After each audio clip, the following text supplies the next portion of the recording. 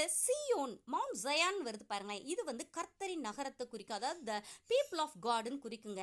சீயோனின் பிள்ளைகளா நம்ம இருந்தா கூட நமக்கும் சில சிறையிருப்புகள் இருக்க தான் செய்யுது. நம்ம சுய சிந்தனைகள்னால சில நேரம் சிக்குண்டு பல பிரச்சனைகள்ல மாட்டிக்கிறோம். ஆனாலும் இது எல்லாவற்றையும் கர்த்தர் மாற்றுவார். வேர்ட் ஆஃப் காட் சே சீயோனின் சிறையிருப்பை கர்த்தர் திருப்பும் போது சொப்பனம் காண்கிறவர்கள் போல இருந்தோம். அந்த அளவு அது டக்குன்னு அந்த நன்மையான காரியம் நமக்கு நடக்கும். அப்பொழுது நம்முடைய வாய் நகைப்பினாலும் நம்முடைய நாவு ஆனந்த சத்தத்தினாலும் நிறைந்திருந்தது.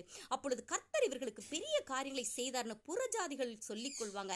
ஸோ இப்படிப்பட்ட காரியங்களை செய்கிற கர்த்தர் நம்மோடு இருக்கிறார். நாம செய்ய வேண்டிய ஒன்னே ஒரு விஷயம், கண்ணீரோடு விதைக்கிறவர்கள் கம்பீரத்தோடு அறுப்பார்கள். நாம கண்ணீரின் சூழ்நிலைகளில் இருந்தா கூட கர்த்தர் எனக்காக யாவையும் செய்து முடிப்பார்னு சொல்லி அந்த விசுவாச வார்த்தைகளை இருதயத்துல பதித்து அதை அறிக்கை செய்து கர்த்தரை இன்னும் இறுக பிடிச்சுக்கிட்டீங்கன்னு வச்சுக்கோங்களேன். அள்ளித்தூவும் விதையை சுமக்கிறவன் அழுகுந்து போகிறான், ஆனாலும் அறுத்த அரிகளை சுமந்து கொண்டு வரும்போது கம்பீரத்தோடு வருவான். நீங்களும் கம்பீரத்தோடு வருவீங்க. God bless you.